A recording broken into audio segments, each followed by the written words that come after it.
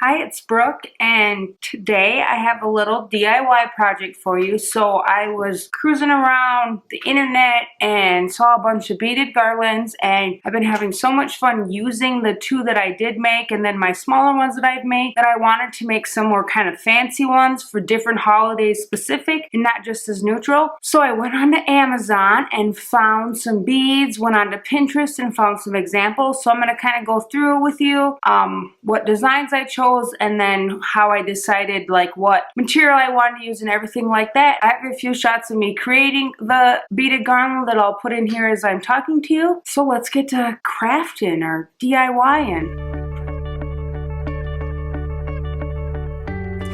First thing you'll need for your supplies is I do use bamboo skewers to string my beads on when I either paint them or I did stain some in this little project. If you have some of those on hand, that would be really easy, and then I just lay it over like a box or a bucket and kind of paint and stuff or stain, whatever you need to do. So those are good to have. The beads that I picked out, I just got 3 on Amazon, and I want to say they're like 3/4 of an inch, 1/2 inch, and 1/4 inch, and they have tons of sizes on Amazon. I will link the ones that I did get down below. I want to say these were $8-ish a bag, and like the little ones you got tons obviously, and then you got a few less of the next 2 bigger ones, but you still got a really good amount. I've made a total of 5 beaded garlands so far, and I still have a fair amount left, so you get a pretty good bang for your buck. The other thing you'll need is some sort of string, and whatever string I use for my tassel is usually the string that I use to bead my garland on. So this is just some twine from the Dollar Tree. You get in a 3-pack over in the automotive section. I picked this up. This is a white, like thicker jute. I picked this up from the floral department in Walmart. It was $1.47 for all of this. This is some white, like just string or like almost like a baker's cord kind of stuff. I did get this off of Amazon. It was around $3 for this. And then I just have my giant pack of jute cord from Hobby Lobby forever ago, and this is like also a little bit of thicker stuff than that Dollar Tree one. I did put ribbon in my tassels, so any kind of ribbon you have. I have a lot of scrapbooking ribbon on hand, so I did use mainly that, but I did pick up one ribbon for one of the garlands. And then I also suggest some really nice scissors, some like, you know, the nice cloth cutting scissors, because to cut the tassels apart is pretty tough. Otherwise just go real slow if you just have like, you know, just a generic Dollar Tree pair of scissors. And then to make my tassels, I always use a piece of cardboard, which you'll see kind of how I roll it and everything. So I just cut, you know, cardboard off a box or whatever. If you have like a tassel making equipment, go for it, but I always just use a piece of cardboard. And then I did paint mine this time, and my favorite kind of paint is just the regular matte acrylic paint. I usually get the apple barrel from Walmart. I do have other stuff from Hobby Lobby, and then I did use stain on one of them. So whatever kind of stain you want or you have it around the house, depending on how dark or light you want your beads. So that is all the supplies that I had for the project. So let's talk about one of the first garlands I made. The first garland I made was this stained beaded garland, and I did use my thicker twine on this from Hobby Lobby, and it just goes like this. And how I got the inspiration for this is I was on the Michael's website, or actually I think it was like a Facebook ad or an Instagram ad. What came up was these 2 beaded garlands, and one is natural, but then the other is kind of a stained wood. And so I decided to do that. I used the exact same pattern they had on that to make mine also. I don't think mine's as dark because the stain I used was probably not as dark, or my beads just took it different. I just have this Varathane wood stain in true brown. I could have maybe done a couple more coats for this, but I didn't. So what I did for this is I just laid out my pattern going off of that picture from Michael's, and then I put that pattern onto the skewer, and then I just took an old sock that I had and stained the beads with that. I kind of wiped it off, but it soaked in pretty good that I didn't feel I had like a huge excess of stain on my beads. And then after I was done with that, I let them dry, of course, for a good long time because the stain was still kind of tacky and everything. So I did let those dry for like a couple of days before I finished my garland. And then so once the beads were all stained and dried, I took them and strung them on my jute cord, and I always leave a good chunk at the ends. So then what I do, as you can see here, as I'm making my tassel, I have two little slits in my cardboard, and I put the end of the beaded garland into those slits, and then I wrap my jute around there. And I want to say for this one I wrapped it 20 times because I just kind of wanted a short little stubby one that wasn't super thick is what I was going for. To finish it off, you know, you just tie it as close as you can to the beads. Sometimes I would stick the excess string up into the beads. Sometimes I would stick it down into the tassel, just depending on how much I had left there. The second one's always a little harder to do because you have to like push your knot up to the beads, as opposed to when you first start you can just tie it in a knot and the beads slide down to it. So just be aware of that, of like how much slack you are having in your bead garland. And then so once I'm done wrapping it around, I slide it off,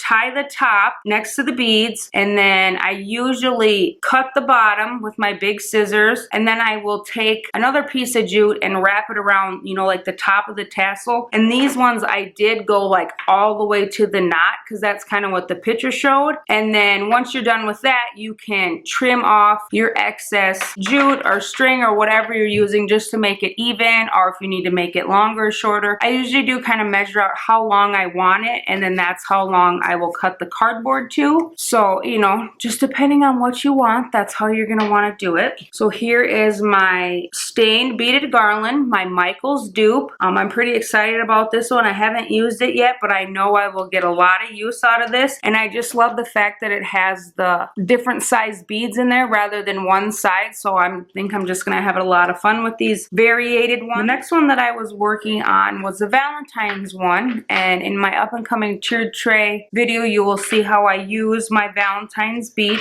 So of course I went on to Pinterest and I found this example of this kind of this little short one. And so once again, I just followed the pattern. I followed exactly where they painted the red and white on this one. The only thing I did do different was I made my tassels a little different. I added some bean. I added some checkered ribbon and the red and white baker's twine into it. So what I do once again is I laid out my pattern just like I did with the last one, and then I went through and took out the beads that were going to be white and put them on one skewer, and then I took out the beads that were going to be red and I put them on another skewer, and then I picked out what red and white paint I used. The white paint I use is just the Apple Barrel white that I use all the time. I was running a little short, so I think I did mix it with like a little bit of something else, but just to like make it go farther, but it still went really well. And then the red I did use is just my flag red, and this is the same red I used on my signs that I made for Valentine's, just so they would kind of go together well if I were to use them both in my decor. So, and when I painted these, I kind of took them and I set them on the ground and painted them, or I like painted them across the box, and I always just use a foam brush. That seems to work the best, and I go through and paint like one side really well, and then I go through and paint the other side, and then I do go through and kind of spot check everything. I did only do one coat. No, I did one coat on these, but then I did kind of do a second touch-up coat, not like a full coat, but just kind of went through and touched it up and everything. They are like a little translucent. I have like sanded these before, but I just kind of wanted to go for this, the more solid color look this time. So very similar to the last. So to make the tassels for these, once again, I left the white cord longer, put it into my cardboard piece on how long I wanted this, and then I wrapped the white around 20 times, I think, and then I took the baker's twine and I just had a little bit left, so I think I did like 3 on this one and then 3 on the other one, and then I just used one strip of the check ribbon. And then, so you wrap that around, and then once that's all kind of like on your cardboard, then I take those 2 end strings and pull it up and tie it in a knot. I'll make it close to your beads. I liked it better when I put the string down into the tassel rather than up through it, because with that thicker jute string, it just didn't work very well. So I was very happy with how my tassels turned out. You just cut the ends to make them as even as possible. I did kind of like angle the ribbon on these. You wouldn't have to do that. You could keep it straight. I just thought it was fun with that that little like flag at the end. And you can use any kind of ribbon. I'll get to a few that I use all sorts of ribbon and something else in. So there's my Valentine's one. And this is a very short one. So if you wanted a longer Valentine one, obviously just keep the pattern going and make it as long as you would like. But for these, I mainly kept them the same length as the picture showed. When I find a picture, sometimes if I try to like make it different than what the picture shows, I get upset and it's just not how I want it. So I did keep it very true to the picture I found. My brain wouldn't freak out, right?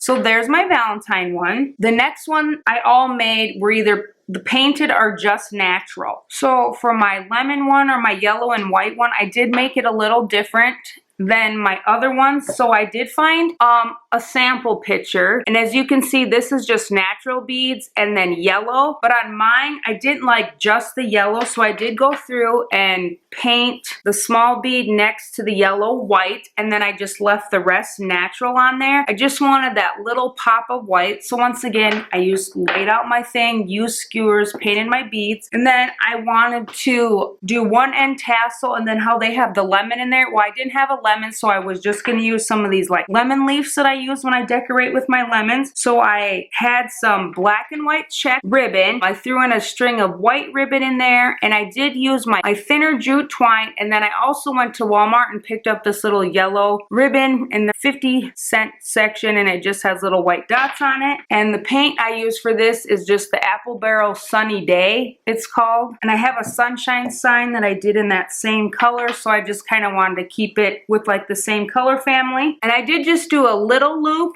on this one, tied it, same thing. So then my other end, because I had used all the like black and white ribbon and stuff on this side, I was like, oh, I didn't leave anything for the other end. So I kind of wanted to do them the same, but I also kind of wanted to do something different. So it was like a happy accident either way. So what I did is I just have some of these leaves from Hobby Lobby, and they come in like this big bunch with like 3 different things, and I just cut a chunk off. And originally I had put the whole big chunk on. Well, that was just way too long. It just looked funny with like the tassel on the other side. My tassels are so crazy right now. I need to like wrap them up and straighten them out. So what you're seeing in the video here is me putting this on. And what I did is I cut them off, and then I just tried to jab them as close to the bead as I could, and then took a ton of hot glue and just kind of shoved them on there. And I am using 3 leaves in the video here, but after I was done with that, I was looking at it and I decided I didn't like 3. I just wanted 2 of them, so I did cut that bigger leaf out. I just, you know, got as low and close to the twine as I could and just cut it out. So, and I made this a little loose when I was done, but you could just add more twine to it or hot glue. So mainly what I did is I hot glued that on there and then just kept wrapping twine around the end and gluing it on with super glue or hot glue just so it wouldn't fall off. And then that's how I got my little leaf tassel end. And I'm very excited for how it turned out. This is my happy little accident that I made because I used up all my ribbon on this one. And I just think that gives it a little something extra, just a little pop. And if you didn't like the leaves, you could just hide it behind something or vice versa. And I did, this one is a little longer. I made it the same length as that picture was, but I did change this one up a little bit because I did make it with just the yellow and I didn't like it. So I did change this one up a little bit. So that's the last part of the video that you're going to see, but I still have 2 more that I would like to share with you. So this next one, I found a couple that used pastel colors and I thought that would be really fun. But then I went down into my scrapbook drawer and I found all these fun pastel ribbons and different like pieces of like rickrack and baker's twine and like little lacy kind of looking ones. And so I wanted to use that. So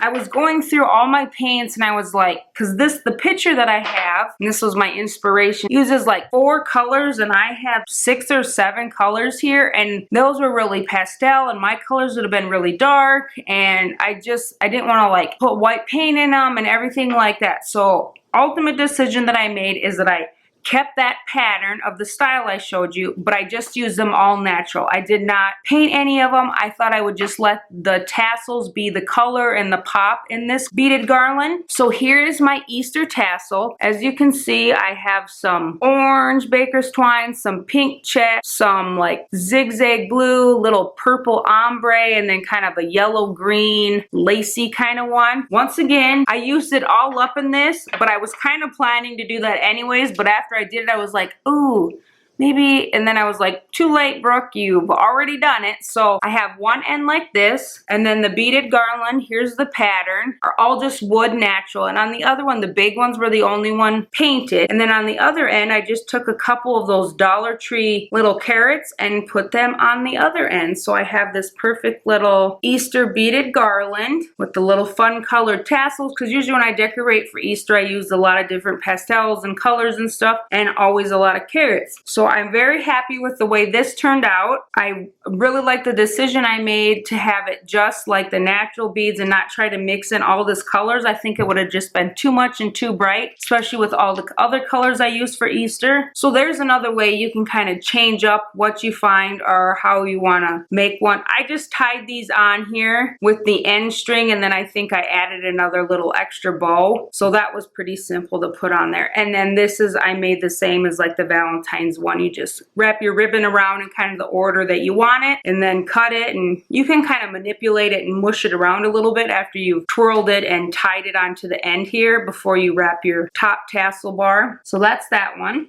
And for the last one, I wanted to do some sort of gray one, and I just didn't want to do gray and white like I did my black and white one. I wanted to do it up a little differently. So I did find this sample on the internet, and it's just the gray there, and then the rest are natural. Almost looks like some of them are white, but I think they are just natural. But if you wanted some white in it, just kind of like I did with the lemon one, you could easily do that. So what I did for mine is I had painted them a gray that I tried to make with white and black, and it looked really blue and weird.